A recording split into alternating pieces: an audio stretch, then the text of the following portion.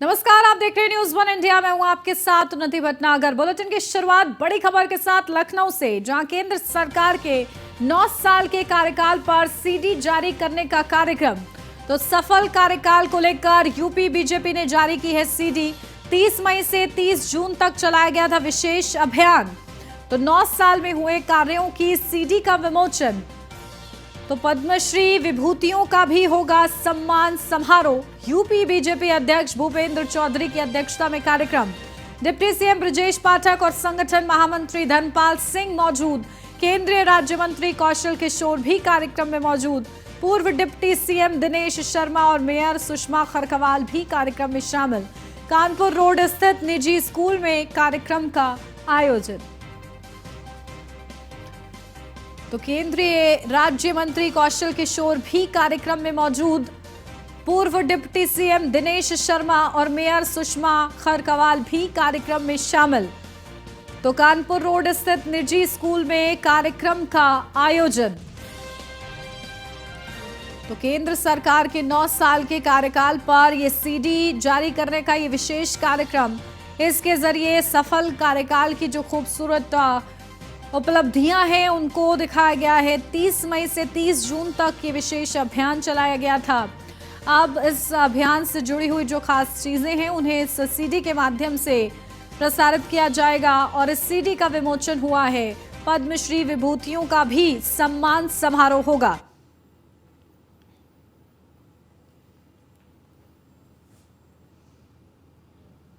Update ले लेते हैं, हमारे संवाददाता एसके वाजपेयी हमारे साथ जुड़ गए हैं। एसके, क्या कुछ अपडेट? देखिए किस तरीके से सीडी का विमोचन हुआ है, क्या कुछ खास है इस सीडी में? बिल्कुल, अगर हम देखें तो भारतीय जनता पार्टी की तरफ से केंद्र सरकार के 9 साल पूरे होने पर यह सीडी लॉन्च की गई है, जिसमें केंद्र की मोदी सरकार ने किस तरीके से देश में काम किया है, कैसे देश के बाहर भी भारत की जो छवि है उसको सुधारा है, किस तरीके से अर्थव्यवस्था सुधरी है, कैसे शिक्षा, चिकित्सा और रोजगार के क्षेत्र में काम हुआ है, कैसे make in India, made in India जैसे अभियानों से देश कहीं न कहीं आत्मनिर्भर बनने की तरफ बढ़ रहा है, कैसे देश की अर्थव्यवस्था बेहतर हुई है। बहुत सारे विषयों को लेकर भारतीय जनता पार्टी की तरफ से लखनऊ में ये कार्यक्रम आयोजित किया जा रहा है, जिसमें यूपी बीजेपी के प्रदेश अध्यक्ष भूपेंद्र चौधरी, उसके अलावा संगठन महामंत्री धनपाल सिंह, यूपी के डिप्टी सीएम ब्रजेश पाठक, साथ ही साथ केंद्रीय राज्य मंत्री कौशल किशोर जैसे नेता मौजूद हैं। और इस सीडी के जरिए कहीं न कहीं ये बताने की कोशिश अपने कार्यकर्ताओं को कि भारतीय जनता पार्टी किस तरीके से उनके काम कर रही है। खासतौर पर लखनऊ चूंकि अटल बिहारी वाजपेयी का संसदीय क्षेत्र रहा है और वर्तमान में रक्षा मंत्री राजनाथ सिंह का संसदीय क्षेत्र है, लखनऊ को कितना फायदा केंद्र की 9 साल की सरकार के दौरान हुआ है, सीडी में ये भी बताया गया है। तो निश्चित तौर पर एक सीडी जारी करके भारतीय जनता पार्टी अपने 9 साल के कार्यकाल को बता रही है कि किस तरीके से सीडी को देखकर लोग समझ सकते हैं कि वो चीजें जिनके लिए वो सोचते थे कहीं न कहीं वो चीजें पूरी होती हुई दिखाई दे रही हैं, जिसमें राम मंदिर को लेकर भी प्रमुखता से दिखाया गया है कि राम मंदिर बनना वैसे कितना कठिन था जब मामला पूरा कोर्ट में था, कैसे लगातार पैरवी और कहीं न कहीं सरकार की कोशिशों से तेजी के साथ इसको पूरा किया गया और कोर्ट के निर्देश मिलते ही अब वहां पर मंदिर का निर्माण हो रहा है। तो ये बहुत सारी वो चीजें हैं जो भारतीय जनता पार्टी सीडी के जरिए लोगों तक पहुंचा रही है और कहीं न कहीं ये सीडी भारतीय जनता पार्टी अपने सभी बूथ अध्यक्षों और पदाधिकारियों को भी दे रही है, साथ ही साथ बीजेपी के कार्यकर्ताओं को भी दे रही है, जिनके जरिए अपना मैसेज लाखों करोड़ों लोगों तक पहुंचाना कि आखिर कैसे भारतीय जनता पार्टी की केंद्र सरकार पिछले 9 साल से काम कर रही है, उनके क्या लाभ लोगों को सीधे तौर पर मिल रहा है। बिल्कुल। इसकी क्या ड्यूरेशन इस सीडी की है, अगर इसे चलाया जाए तो इस संबंध में भी कोई जानकारी है क्या? हाँ बिल्कुल, ये सीडी यहाँ पर प्ले की गई है, जिसमें करीब 10 मिनट की ये सीडी है, जिसमें 10 मिनट में केंद्र सरकार के 9 साल के कार्यकाल को दिखाया गया है, कैसे प्रधानमंत्री मोदी ने योजनाएं बनाई, चाहे वो नोटबंदी का मामला रहा हो या फिर राम मंदिर का मुद्दा रहा हो, make in India, made in India जैसी चीजें रही हो, रोजगार के क्षेत्र में काम हुआ हो। तो ये बहुत सारी चीजें, खासतौर पर कोरोना काल के दौरान बड़े पैमाने पर जो खाद्यान्न वितरण रहा है, कहीं न कहीं ये सारी चीजें भारतीय जनता पार्टी को पहले के चुनाव में भी फायदे पहुंचाती रही। यही वजह है कि करीब 10 मिनट की सीडी में ये सारी चीजें प्रमुखता से दिखाई गई हैं, ताकि लोगों को बताया जा सके कि कैसे केंद्र की योजनाओं का लाभ उन तक पहुंचा है। बिल्कुल ठीक है, बहुत शुक्रिया इसके आपका तमाम जानकारी के लिए। लखनऊ से अब खबर, जेपी नड्डा की नई टीम की घोषणा। बीजेपी के नए संगठन पदाधिकारियों की सूची जारी हो गई है। 38 सदस्यीय राष्ट्रीय कार्यकारिणी की लिस्ट जारी की गई है। यूपी के पदाधिकारियों को सबसे ज्यादा स्थान मिला है। 9 नेताओं को मिली है राष्ट्रीय कार्यकारिणी में जगह। यूपी से तारिक मंसूर राष्ट्रीय उपाध्यक्ष बने हैं। यूपी से अरुण सिंह राष्ट्रीय महामंत्री बने हैं। सांसद राधा मोहन अग्रवाल भी राष्ट्रीय महामंत्री बने हैं। बीएल संतोष बीजेपी के राष्ट्रीय महामंत्री संगठन बने रहेंगे। शिव प्रकाश राष्ट्रीय सह संगठन महामंत्री बने हैं। सांसद सुरेंद्र सिंह नागर बीजेपी के राष्ट्रीय सचिव बने हैं। राजेश अग्रवाल बीजेपी के राष्ट्रीय कोषाध्यक्ष बने हैं। सांसद लक्ष्मीकांत वाजपेयी राष्ट्रीय उपाध्यक्ष बने हैं। सांसद रेखा वर्मा भी राष्ट्रीय उपाध्यक्ष बनी हैं।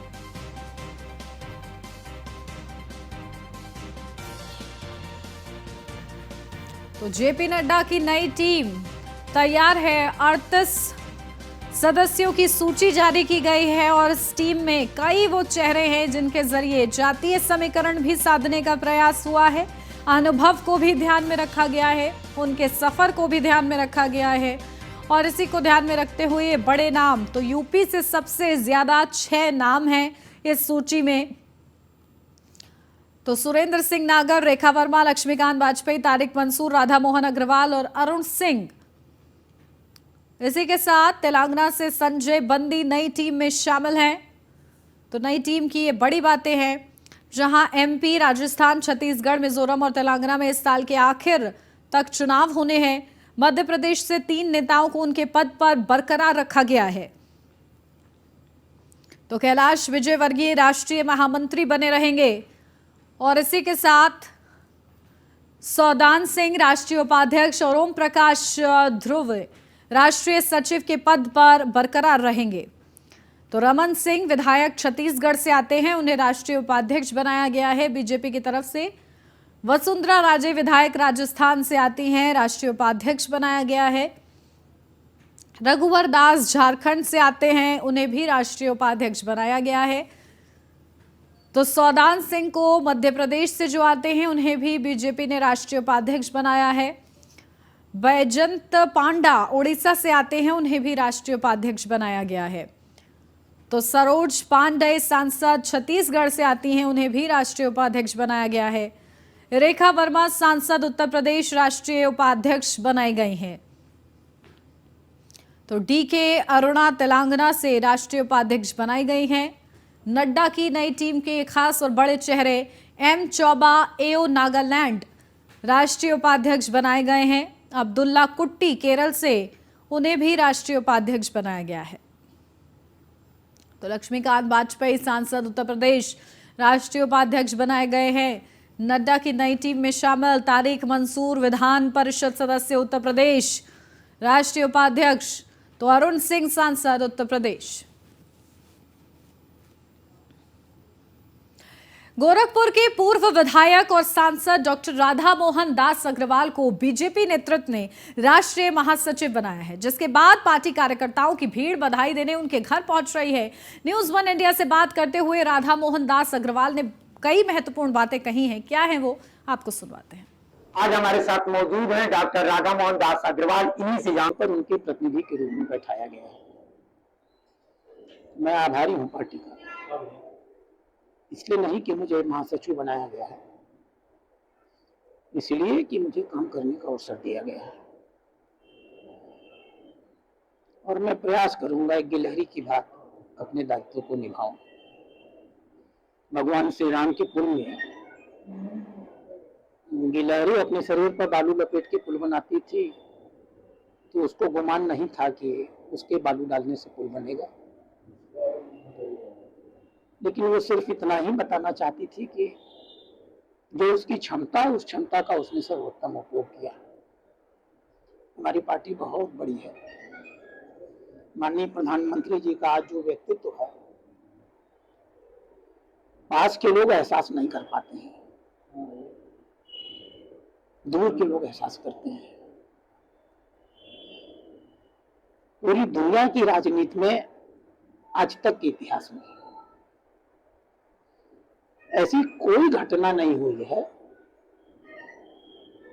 जब किसी प्रधानमंत्री ने किसी दूसरे देश के प्रधानमंत्री का पैर छू करके स्वागत किया है।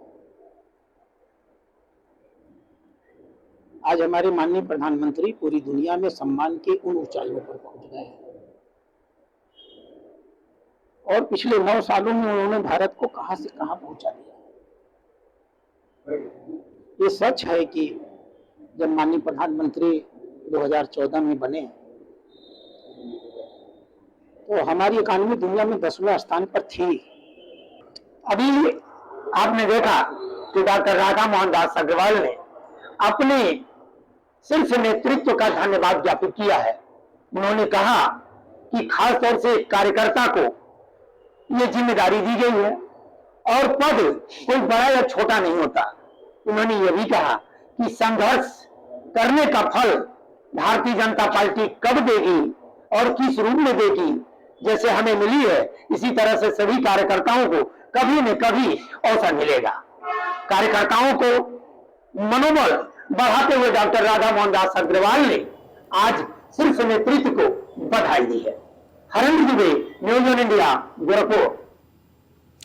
बुलंदशहर से अब खबर, लूट की घटना में फरार अपराधी गिरफ्तार। 4 अपराधियों को पुलिस ने गिरफ्तार किया है।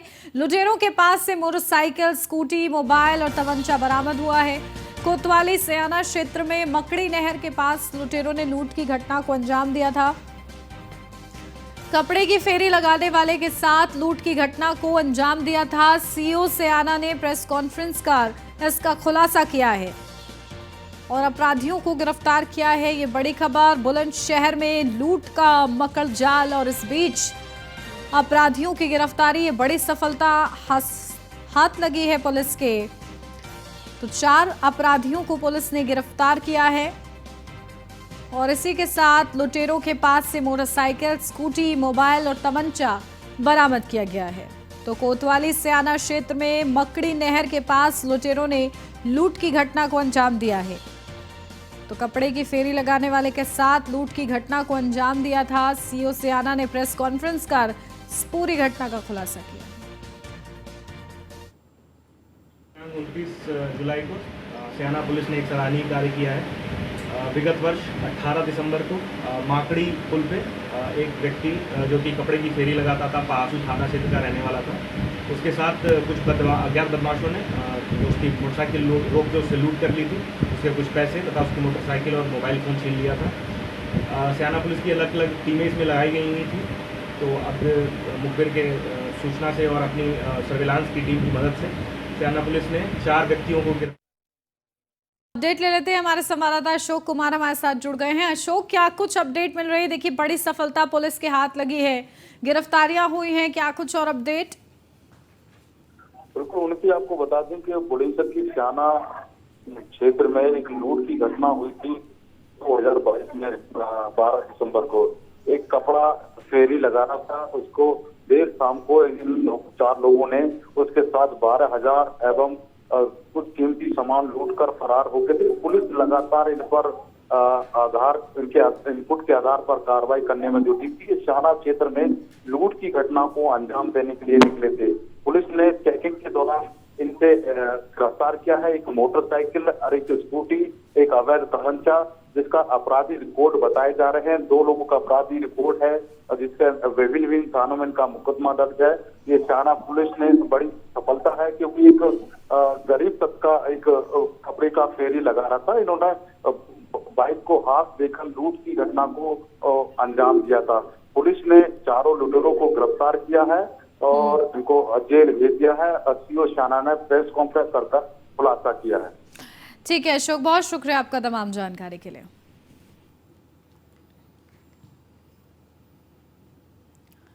लखनऊ से अब खबर, यूपी मंत्रिमंडल विस्तार को लेकर कवायद तेज। ओपी राजभर और दारा सिंह चौहान को लेकर मंथन। सुबह सपा सदन में सरकार की होगी सहयोगी पार्टी। पूर्व मंत्री और विधायक हो सकते हैं मंत्रिमंडल में शामिल। मंत्रिमंडल विस्तार को लेकर दिल्ली में हुआ मंथन। प्रदेश अध्यक्ष भूपेंद्र चौधरी के दिल्ली दौरे के दौरान चर्चा हुई है। यूपी में जल्द शुरू होगी संगठनात्मक बदलाव की प्रक्रिया।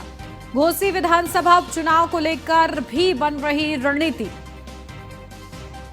तो जल्द हो सकता है यूपी मंत्रिमंडल विस्तार। यूपी में जल्द शुरू होगी संगठनात्मक बदलाव की प्रक्रिया। घोसी विधानसभा उपचुनाव को लेकर भी रणनीति बन रही है। तो यूपी मंत्रिमंडल विस्तार को लेकर कवायद तेज। तो जल्द हो सकता है उत्तर प्रदेश मंत्रिमंडल विस्तार। सुबह सपा सदन में सरकार की होगी सहयोगी पार्टी। तो पूर्व मंत्री और विधायक हो सकते हैं मंत्रिमंडल में शामिल। तो कौन से चेहरों को जगह मिलती है, कौन से चेहरों को बाहर का रास्ता दिखाया जाता है, ये देखना दिलचस्प होगा। अपडेट ले लेते हैं, हमारे संवाददाता एसके वाजपेयी हमारे साथ जुड़ गए हैं। एसके, क्या कुछ अपडेट है? देखिए, अब यूपी मंत्रिमंडल विस्तार की बारी है और इस पर लगातार अपनी अपनी संभावनाएं बरकरार हैं, लेकिन इसी के साथ क्या कुछ तैयारी, किस तरीके से मंथन चल रहा है? बिल्कुल निश्चित तौर पर, क्योंकि अगर हम देखें तो भारतीय जनता पार्टी 2024 के लिए कमर कसकर मैदान में तैयार है और विपक्षियों से काफी आगे उसकी तैयारियां चल रही है। संगठनात्मक स्तर पे आज न्यूज वन इंडिया ने अपने दर्शकों को सबसे पहले दिखाया कि किस तरीके से जो राष्ट्रीय संगठन है उसमें उत्तर प्रदेश का खासा ध्यान रखा गया। 38 सदस्यीय सूची में 9 सदस्य यूपी से थे। अब सरकार की बारी है। सरकार में संगठनात्मक स्तर पर जहां काम हो चुका है, अब सरकार मंत्रिमंडल में भी ऐसे चेहरों को शामिल करेगी जो 2024 के लिए क्षेत्रीय और जातीय समीकरण बैठा सकते हो। हालांकि ओम प्रकाश राजभर, जो कि सुहेलदेव भारतीय समाज पार्टी के राष्ट्रीय अध्यक्ष हैं, वो पहले भारतीय जनता पार्टी में शामिल हो चुके हैं और जल्द ही उम्मीद है कि उनको यूपी मंत्रिमंडल में शामिल किया जाएगा। दूसरा बड़ा नाम है दारा सिंह चौहान का, जो कि पहले वन मंत्री हुआ करते थे, 2022 में सपा गठबंधन के साथ थे और दोबारा से भारतीय जनता पार्टी में वापसी करके आए हैं। उसका नाम भी चल रहा है। साथ ही साथ कई ऐसे विधायक भी हैं जो पहले जब सरकार बनी उस दौरान मंत्री बनने से चूक गए और कुछ पूर्व मंत्री भी हैं जो मंत्री थे लेकिन इस बार की सरकार में मंत्री नहीं हो पाए, जिसमें श्रीकांत शर्मा जैसे नाम भी शामिल हैं। उम्मीद है कि उनको भी सरकार इस बार समायोजित करेगी और कहीं न कहीं जो 8 पद भारतीय जनता पार्टी की सरकार में खाली हैं, क्योंकि 60 मंत्री उत्तर प्रदेश में हो सकते हैं, 52 ही मंत्री वर्तमान में सरकार में है। तो ऐसी स्थिति में 8 मंत्री पद खाली हैं, उनको कहीं न कहीं क्षेत्रीय और जातीय समीकरण के साथ ही उन सहयोगियों से भरने की कोशिश होगी जो भारतीय जनता पार्टी में शामिल हो रहे हैं। जी बिल्कुल। तो देखिए, नए चेहरों को जगह मिलती है, किस तरीके से अनुभवी चेहरों को जगह मिलती है, तमाम सवाल बरकरार रहेंगे तब तक। ठीक है, इसके आप बने रहिए हमारे साथ, लौटती हूँ आपके पास। लखनऊ से अब खबर लोकसभा चुनाव को लेकर भी जुटी अनुप्रिया पटेल। बीजेपी को अभी से प्रेशर गेम में लेने की प्रक्रिया शुरू। मजबूत सहयोगी दिखाने के नाम पर इमोशनल गेम। तो बीजेपी की जीती हुई सीटों पर भी अपना दल चीफ की नजर है। मिर्जापुर, प्रतापगढ़, अंबेडकर नगर, फतेहपुर, जालौन सीट पर दावेदारी। यूपी में सहयोगी दलों में सबसे ज्यादा 13 विधायक। अपना दल के विधायकों की संख्या बल को बनाया है आधार। अपडेट लेते हैं, एसके बने हुए हमारे साथ। एसके, देखिए, लगातार प्रेशर गेम भी अब ऑन हो चुका है 24 से पहले। किस तरीके से बीजेपी मैनेज करती नजर आ रही है? बिल्कुल, हम देखें तो 2024 को लेकर जो भी सहयोगी पार्टियां हैं वो भारतीय जनता पार्टी पर प्रेशर मेंटेन करने में लगी हुई हैं, जिसमें अपना दल भी, जो कि भारतीय जनता पार्टी के सहयोग से सांसद है। हालांकि इस बार दोबारा से भारतीय जनता पार्टी की सहयोगी दल कोशिश कर रही है कि इस बार उसको 5 सीटें दी जाएं, जिसमें बुंदेलखंड की एक सीट जालौन, उसके अलावा प्रतापगढ़, बस्ती, अंबेडकर नगर और मिर्जापुर जैसी सीटें चाह रही है। हालांकि ये एक तरीके का प्रेशर गेम है और कहीं न कहीं ये भी बताने की कोशिश है कि भारतीय जनता पार्टी किस तरीके से लोगों के लिए काम कर रही है और उनके सहयोगी लगातार उनका सहयोग कर रहे हैं। हालांकि बीजेपी इस प्रेशर गेम में कितना आती है ये देखना काफी महत्वपूर्ण होगा, जब सभी सहयोगी कहीं न कहीं बीजेपी पर प्रेशर मेंटेन करने की कोशिश कर रहे हो, क्योंकि अपना दल के उस वर्तमान में 13 विधायक भी हैं और 2 सांसद हैं, तो 5 सीटें अपना दल की तरफ से मांगी जा रही हैं। अंदर खाने निषाद पार्टी भी कहीं न कहीं सीटें मांग रही है और साथ ही साथ जो सुहेलदेव भारतीय समाज पार्टी भी हाल ही में बीजेपी के साथ आई है, वो भी अपना कहीं न कहीं बिल्कुल। देखिए, बीजेपी अगर चाहती है कि सबको साथ लेकर आगे बढ़ा जाए तो इस प्रेशर गेम से किस तरीके से डील करती है, ये बड़ी चुनौती बीजेपी के लिए होगी। बहुत शुक्रिया इसके आपका तमाम जानकारी के लिए। और इसी के साथ इस बुलेटिन में बस इतना ही। खबरों का सिलसिला आगे भी जारी रहेगा। आप बने रहिए न्यूज़ वन इंडिया के साथ।